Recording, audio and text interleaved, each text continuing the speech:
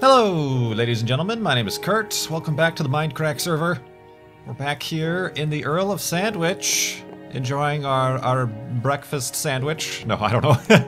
But we're back here. I have done a little bit of work on the exterior. As you can see, I'm working on the paths, trying to keep with the same theme. Oh, hello.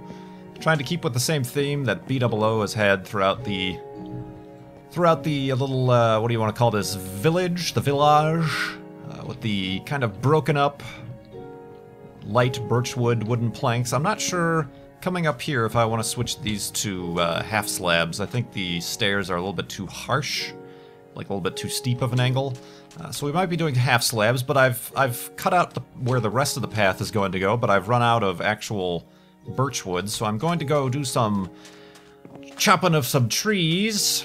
Chopping broccoli. I think we have a pretty healthy birch wood setup over here. So let's go chop down some trees, and also just a little bit of a is a prelude the word I'm looking for? A precursor, a premonition, a precipice. I don't know. It's just an idea of what we're talking about today. As usual, after every season of Ultra Hardcore, I do like to come on the MindCrack server and give my own personal thoughts, recap, ideas, my own comments. You guys have had plenty of time, and you certainly have left your comments on each of the videos and about how you think things went and this or that or the other. So now it's my turn, not necessarily to respond to those comments, but just to give my own comments on Ultra Hardcore, this time Season 10. I don't know what specifically we are referring to it as, but the random teams of 3, I suppose. It was a good season. I really enjoyed it. Some of the best moments of Ultra Hardcore, I think, in this last season, in terms of different strategies and just accidental happenstances and just dramatic and funny things happened. Of course, as you would assume, a little bit of hesitation regarding the format, the random, the random teams. You never know who you're going to end up with, and they seem to have worked out for everybody. Everybody seems to have somehow randomly ended up with people that they meshed with pretty well. This is basically how I'm doing this, just kind of random and nonsensical placement. It's supposed to be random. It's like just a broken up boardwalk. Sorry. But yeah, everybody seems to have ended up in teams that they got along with. That is not random enough. And it worked out well. I, of course, ended up, thankfully, with team sobriety.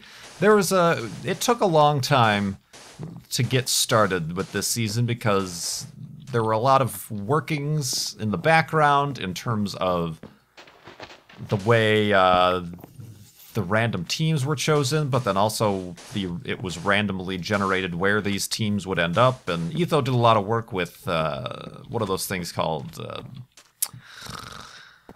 Command blocks and things like that. And there were some problems, some issues, if you will. And we got sorted through those, but there was a lot of time that passed between when, okay, let's meet at this time to start Season 10 of Ultra Hardcore. And in that time, many of the other guys were enjoying their evenings with a little bit of a drink. And as 1 hour turned into 2 while we were waiting, they ran out of their drinks because they were all inside of them. So there were some teams who were a little bit into the wind as far as their state of minds were. So it was very convenient. That I got connected with people who were of equal mindset as me. But yeah, Avidia and Michael, to be honest, not people I would have normally I don't don't know, who would have known if I would have ever decided to do some sort of co-op thing with, just on our own, but very similar commentary styles. I suppose, just, it was inadvertent, really, but, and you guys seem to have noticed in the comments and things like that. Yeah, that looks better. But it was inadvertent on my part that I kind of, I suppose, I was the quote-unquote, how am I going to do this? Do I want to, like, make this a step, or what? You know, is this like a proper... Yeah, I guess this can be like... Maybe I can have two of... Yeah, I should have them line up with this, derp. Oops, no. Yeah. Oh, this one doesn't line up at all.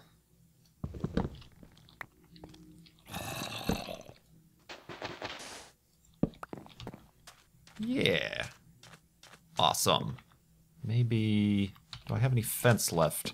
But yeah, it worked out good. And you guys noticed, I'm sorry, the thought I was going with that, I kind of, I suppose as the UHC veteran, kind of took a little bit of a leadership role, which is a little bit unusual, I suppose you could say, for me. A little bit unusual for my personality. But I kind of felt, not that it was necessary, or that necessarily they, Vidya and Michael, needed a leader or anything like that, but oh, maybe iron bars. But it's I think it worked out. Like I said, I'm not used to that sort of thing, but it worked out, I think. This isn't gonna work. Oh yeah, especially since those are half slabs, that's not gonna work at all. Alright, screw that idea then.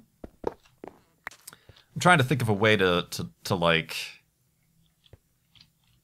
Well, since these are half slabs, that's, like I just said, not gonna work. Dang. Ah, well. You know, trying to direct the flow of people coming out of the arena. And then heading to the left. Oh god! This place isn't safe. It's not safe. Yeah, whatever. That's fine. Maybe I could put some plants there, shrubberies or something. So yeah, it took a little bit of a leadership role, but I think it all worked out. I think in the end, if I do say so myself, and I do. Let me. I guess I can go down. All right. Yes, I know the click and drag thing is probably more apropos. Take a wild guess what Kurt is building. Huh,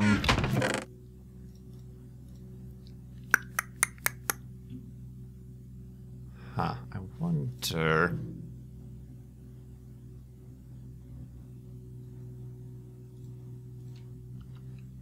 Sorry, I'm scheming. This is my scheming face. Hey. Isn't that how you make sandstone? How do you make sandstone? Oh, is it only 4? Yeah, okay. I'm like, oh god, did they change the recipe for sandstone? And then... Sure, do I already have a bunch of those? I probably do. I do! Good job, Kurt. Well done. Keep up the good work. Dang it. What was I saying? Yeah, well, you know, started off pretty well. Like I'd said, I have now, there was, I wouldn't call it controversy, discussion, I suppose. I mentioned in an earlier, after the previous UHC, in an earlier episode of MindCrack here, that I had sort of been practicing, not ultra hardcore. That's kind of an agreed upon... Oh, perfect. Something we, without even saying so, the MindCrack guys have agreed upon not to do any other ultra hardcore series or participate in other ultra hardcore events or competitions away from the actual MindCrack ultra hardcore. stuff. And like I said, not because anybody has made that a rule or anything like that, but just to keep things kind of exclusive and, you know, official between us. I mean, I haven't, and when I say I've been practicing, I haven't been practicing ultra hardcore. I've just been practicing, you know, doing like those fast start challenges or speed challenges. You know, how quick can you get up and running in vanilla Minecraft? I need more than this. And I just turned all those into half slabs. Good job, Kurt. You can't make those back into blocks, can you? Oh, that makes... But then you can't make stairs out of that. Damn it.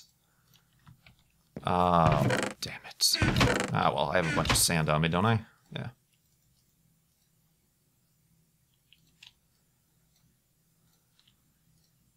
Get out of here. No. Yep.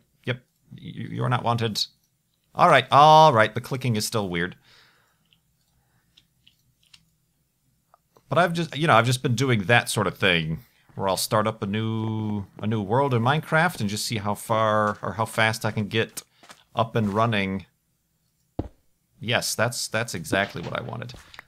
Get up and running. So you might have noticed that in this last ultra hardcore, in that, oh my god, how do you place stair? There we go. Good lord.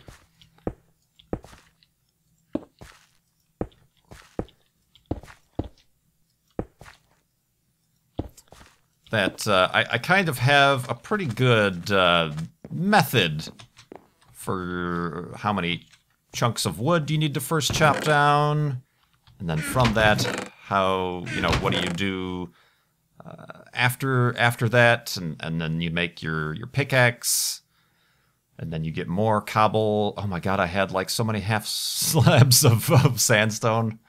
Ugh. All fun stuff. So yeah, I mean, I have that pretty well down, and it was kind of my strategy, I guess, in terms of the team thing, for everybody to get set up on their own, because I noticed in previous team ultra hardcores that a lot of the times when you divide the labor, like, okay, I'll gather the cobble, you gather this, it actually slows down. Oh, damn, I don't know how to do math properly. I need a block in the middle. Crud. If I do that... Oh, it's an even number, Kurt. It's an even number. Ugh. Yeah, I just need a single... Dang it. I think I could probably move this over one. Yeah, let's do that. I don't know how to build in Minecraft. Whoops.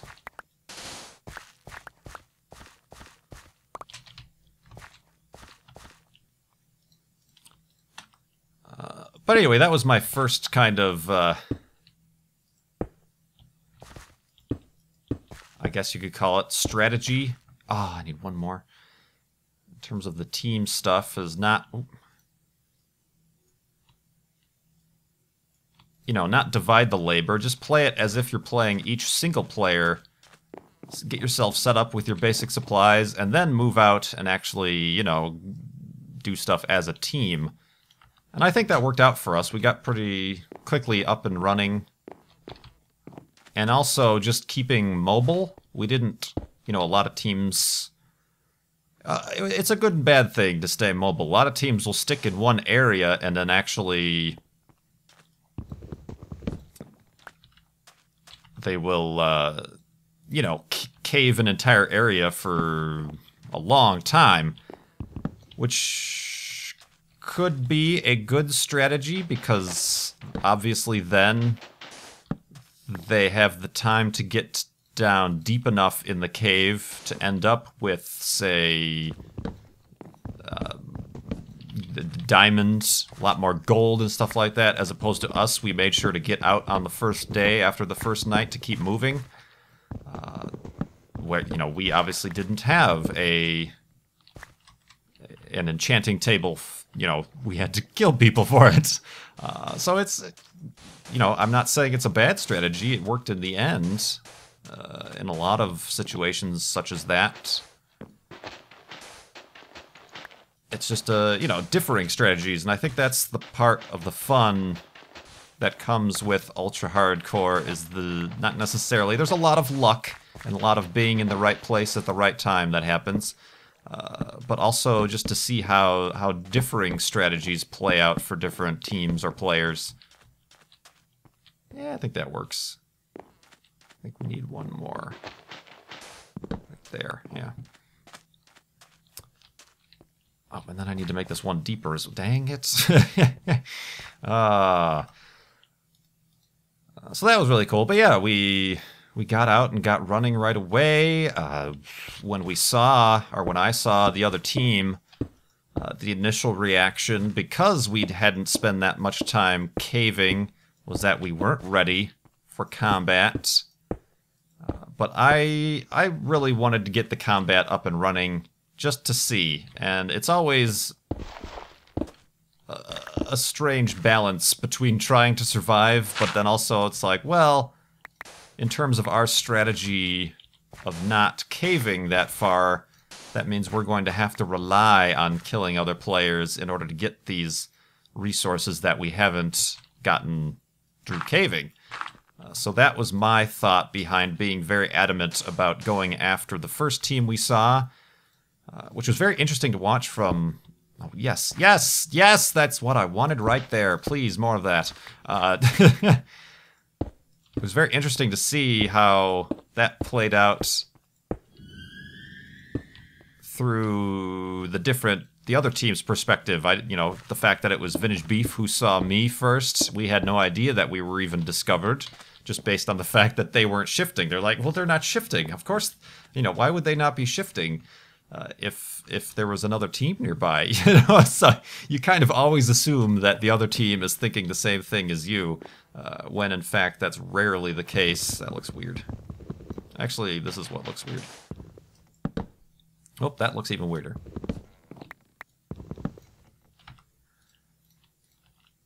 But yeah, that was a tense moment, and then we got Generic B, of course. I think after that, I kind of lost my nerve a little bit after that, because that was a little bit more scary than I anticipated, and I thought for sure we were going to lose a teammate, and being the person responsible for making the decision to try to kill them, I almost felt responsible. So that's where I think Avidia stepped up and kind of took over that leadership role for a little bit, and then we continued on and made the decision to run instead of chase those guys, and then etc., etc. Now, to talk about I am going to need... Sorry. I think I might have to return to one of my other bases here. First of all, you guys had the idea to put ice in here. That's a great idea. So I need to go get ice. I do have a plethora of ice. Gee, I wonder from where, Kurt. So I'll have to get some ice. But I also want some... I want some obsidian. I need some obsidian. So yeah, I think we'll take a little trip, and it's actually probably for the best because I'm a little bit scatterbrained while trying to talk and build at the same time. So let's see if we can't get some obsidian and some ice back probably at the observatory. Let's see. Yeah, continuing, and then we have to talk about the big battle in the swamp.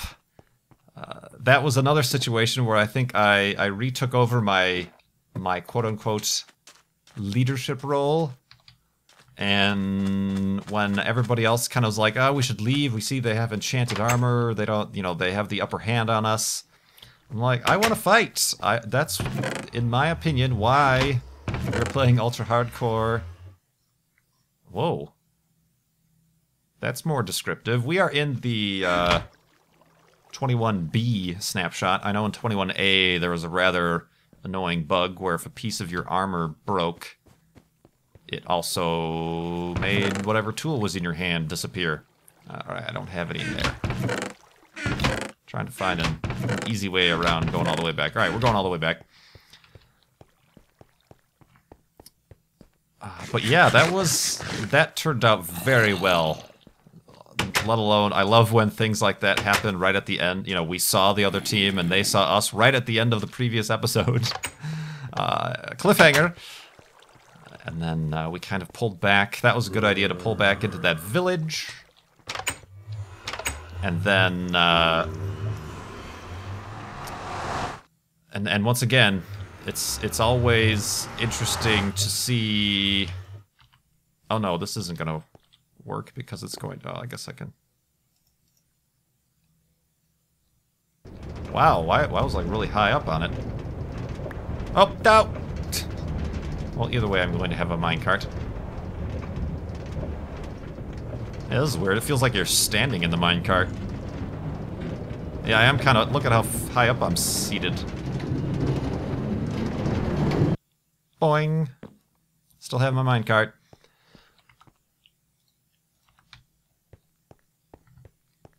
So yeah, we did that, and it's... Spawn village, okay. Then we did the flanking maneuver. I did the flanking maneuver, I guess. I could have been a little bit more... I think that's where we had them beat. We had very good communication. The, you know, the other team might have been a little bit... They didn't anticipate us fighting back, I guess, and then they tried enchanting a bunch of stuff, which obviously did not work out in their favor, because they, you know... Instead of being in battle mode, they were in, oh, we're not prepared mode. But that's kind of, and to be honest, I probably got that a lot from what you guys may not know, is way back in the day. Back in the day, I played quite a bit of first-person shooters. I really enjoyed the first, why are the doors open? The first Call of Duty, all of the doors are open. Obviously, in my personal opinion, the Call of Duty Battlefield games have really gone to crap. But the first one, Call of Duty and Call of Duty United Offensive, the first kind of yoink mod, I guess you could call it. Not mod, it was an add-on or whatever. That came about, was really great and fun. Ooh, pink wool, I think I will take that as well. I don't know why, but I will take it. Oh my gosh, I gotta find something to use these on. Twirl of the evil mustache. For now, I'll just take a couple stacks. I don't know, maybe I should put... some in here. Just in case. There's an emergency situation where I might need 12 stacks. Or 10 stacks of ice. Yeah, there we go. What else could I possibly need from here? Oh, the birch wood, obviously, would have been nice to have. Maybe that. Yeah, that'll do good for a base. Alright. This is the observatory for my new subscribers who have no idea. My first build on the MindCrack server when I first joined. Since it's nighttime, I suppose we can go up and observe something. But yeah, that whole flanking maneuver, that's always how I used to play those games. The Call of Duty games, the Battlefield 1942... Ooh, it's cloudy. Is I always... Ooh, that's unfortunate. I was the guy who, when everybody else was kind of... I would play a lot of team deathmatch, a lot of... what's the word for it? To capture the flag and stuff. When the other team, or when my own team and the other players were always just like in a two-front kind of stalemate thing, shooting at each other and really not really going anywhere, I was the guy who knew the way around the back way, who would flank, you know, and then on my own, just by myself, I would be the guy who would be behind the other team we were against, you know, picking them off from behind, and then I'd be responsible for kind of pushing their spawn into a place that's even closer to where our own team was spawning. It was always, I always died the most, to be honest, when I played that, but then I also had always the most kills, because I would make sure to kill 2 or 3 guys before dying myself. So that's kind of where I got the crazy, just quick, find a way, even if you have to get out of visual range of everybody. Does this even work anymore? Ah! Aw. Sort of. Not really. So that was kind of I guess those tactics came back into play during that battle as I tried to, you know, I got my boat and flanked as much undetected as possible around to their backside. And then I freaked out. I've got to find a way in battle, ow, to not freak out. No, no, no, no, no! You're supposed to stay there. The whole system breaks if you don't stay there. Yeah. I mean, after I took that first strike, what I should have done is before I moved in, I should have told my teammates to push forward and help me out to push the flank, you know? But I didn't do that. I just kind of did it by myself, and then when I was in trouble, I was like, help, help, help, help, help!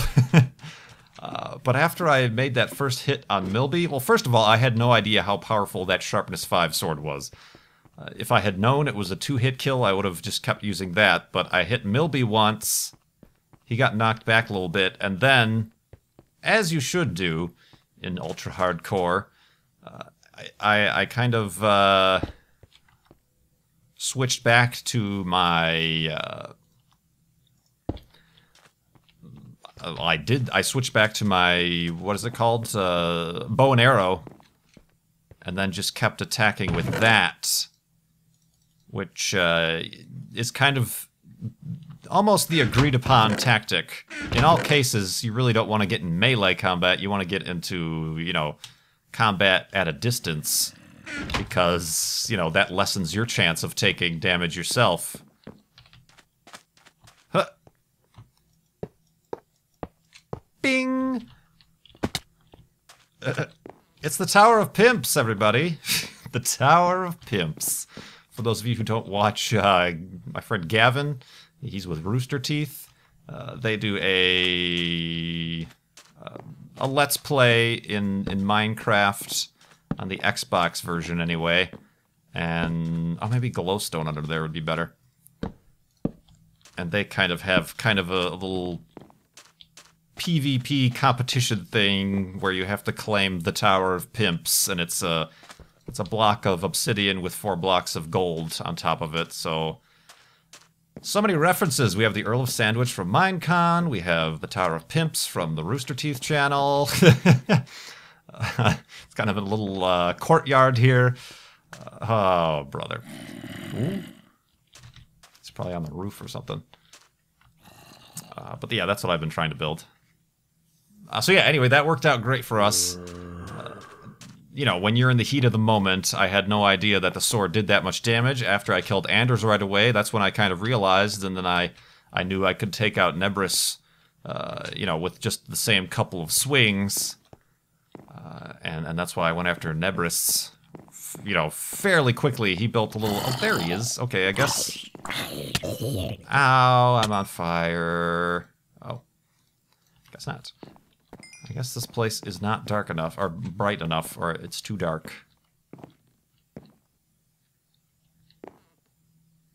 I'm assuming right here. Yeah, let me just do that.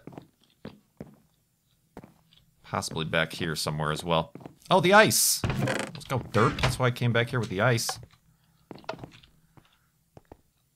So yeah, that was very intense, and like I was saying, I've got to find a way, some sort of calming breathing technique or something where I can, you know, when it comes down to combat, I'm not freaking out and I can actually aim a bow, and everybody seems to suffer from the same thing in Ultra Hardcore.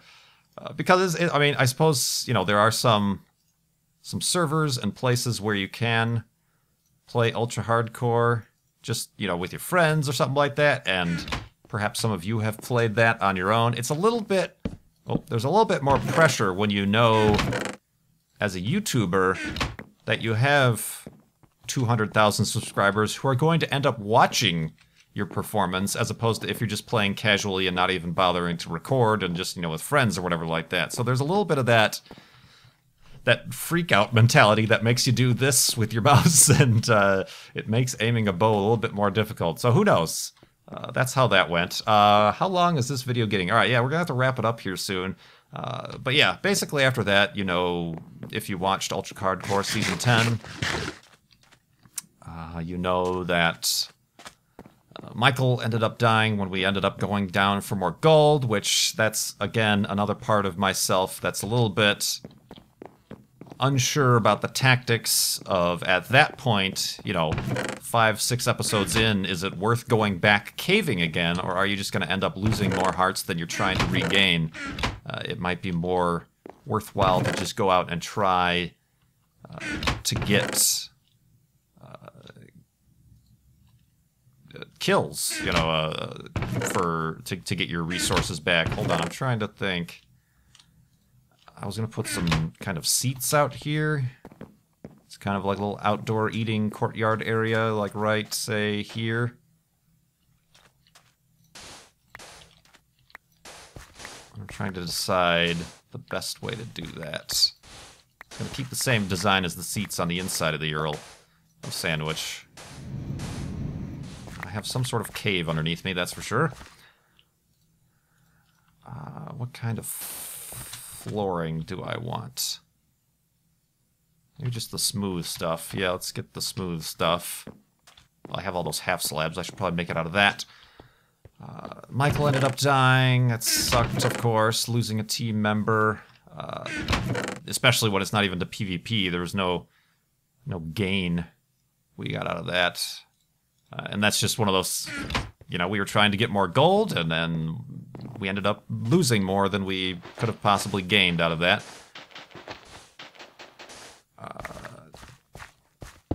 So that obviously happened.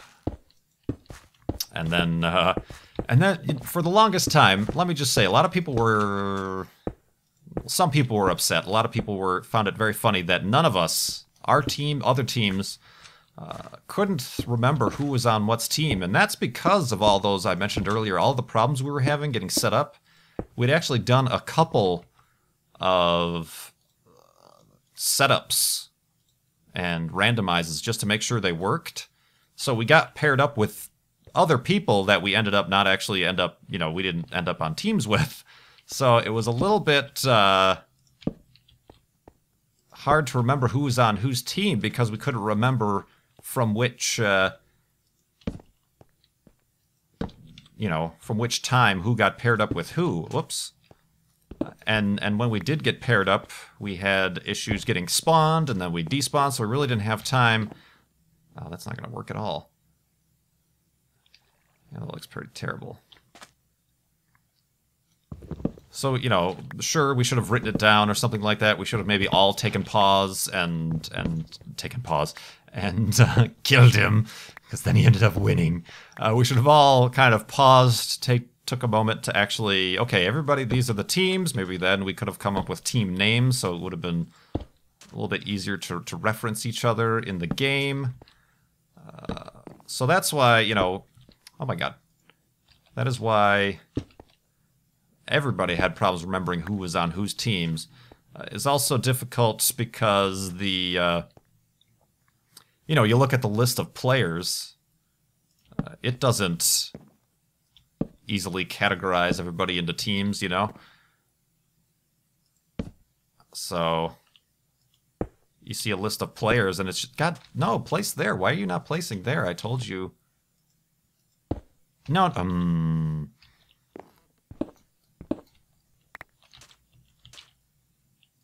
yeah.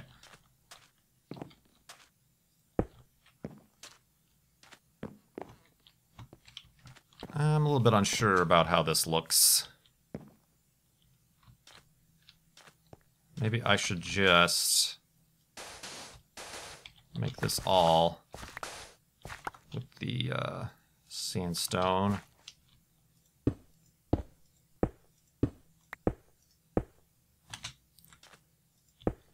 And go with symmetry.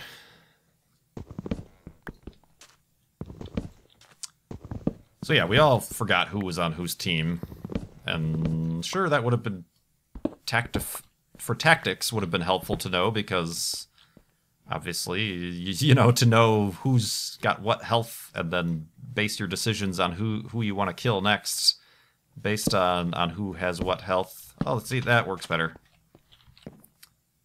It would have been the way to go, but yeah. Anyway, blah, blah, blah. We ended up going to 0-0, and there had been, as you know, quite a few episodes since we've had any combat. We started getting a little loopy. Other teams did as well. And I just wanted to have a little bit of fun. I'd been talking about it for a while. I ended up with Generic B's head in my inventory. And I thought it would just be very funny if I could place it like on a pike. It's kind of a little trophy, a warning to the other teams. You know, just for fun. It would be fun to see if anybody else would come across that in one of their videos, you know.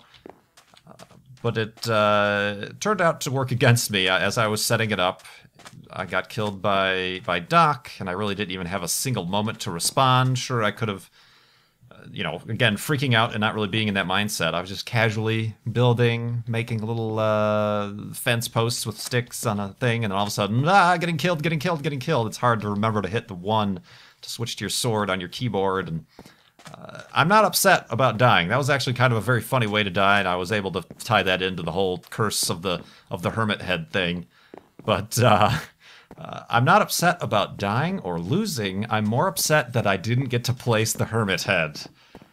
That I was so close. I just needed like a millisecond more. It would have been much more poetic if I could have placed Generic B's head on the spike, and then Doc would have killed me, and then they would have been all very confused about why Generic B's head was on a spike.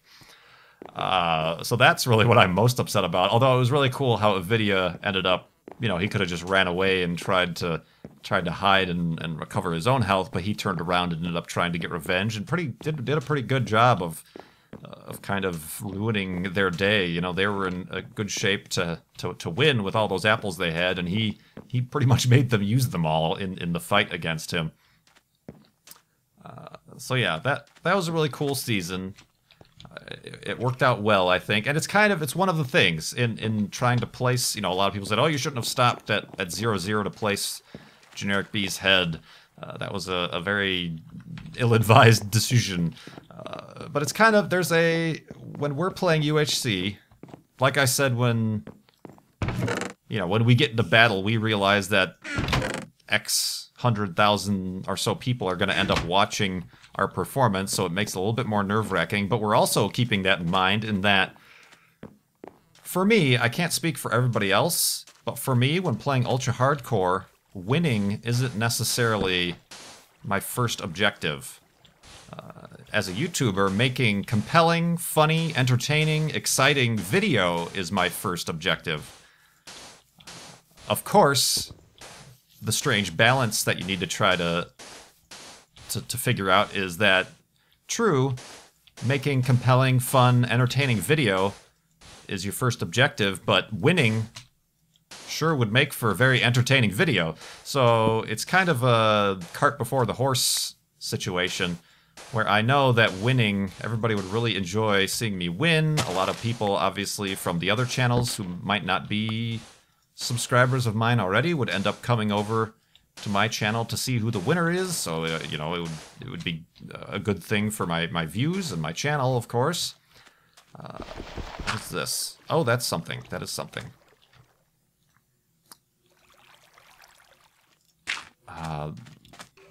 But of course, I also know that taking the chances that we took, like going after Generic B's team, like instead of running away, sticking around and taking on Anders' team, and Milby and Nebris, made for really good videos. So even if we died, or I died during that situation, I would have considered it worth it, and the season a success from my point of view for having an interesting video to put up on YouTube. So a little bit of a constant struggle that we all kind of have to deal with, and maybe, like I said, I can't speak for everybody, but maybe... Do I have any glowstone? I just want to see what it looks like underneath there. You know, I can't say other people follow that same objective, but it's a good time. I'm really looking forward to the first time we can play in 1.5 Ultra Hardcore. I just have a feeling that half of everybody is going to die to skeletons. That just seems like that's a thing that's going to happen, because these skeletons in these versions are brutal. And when you're playing Ultra Hardcore, you maybe don't have a bow and arrow right away. Your first instinct when you come under attack... Oh yeah, that looks better, actually. your first instinct when you come under attack is to fight back. And you kind of forget the fact that if you fight back and you don't have a ranged weapon and you fight back with just your stone or iron sword, the skeleton's gonna win because he'll just keep rapid firing on you and you'll be screwed. So I look forward to that. I'm not sure what version or when we'll be doing the next UHC, but every time we learn something, every time I feel like I do improve, like I keep saying, the quality of the entertainment. Are you not entertained? And you guys seem to enjoy every subsequent season. But yeah, wow, this episode has run, well, a pretty standard length, a little bit long, but here we go. We finished the exterior of the Earl of Sandwich. We have an homage to Rooster Teeth and Gavin with a little courtyard centerpiece, the Tower of Pimps. A little bit of a courtyard seating area right here. It's a little, to be honest, it's a little bit too... maybe should I, like, have one of these seats, like, pulled out or something like that, as if somebody's going to sit... No, that looks stupid. Poor design decision. Just keep with what you've done and keep it at that, Kurt. Good job. I think I'm gonna almost have to say that this is complete. Wouldn't you?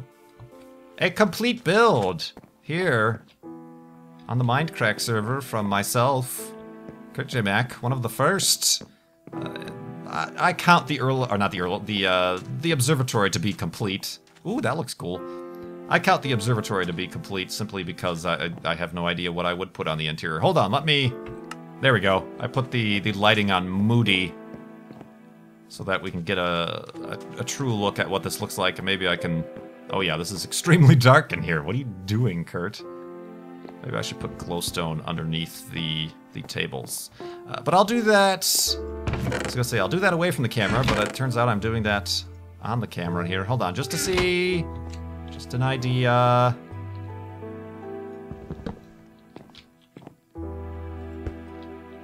That provides no light whatsoever. What is all that? This is new. +7, +7. That might be helpful in Ultra Hardcore. It's kind of a... Oh, damn, now I gotta put this... Find another... No, don't drop that down there. I guess I can just...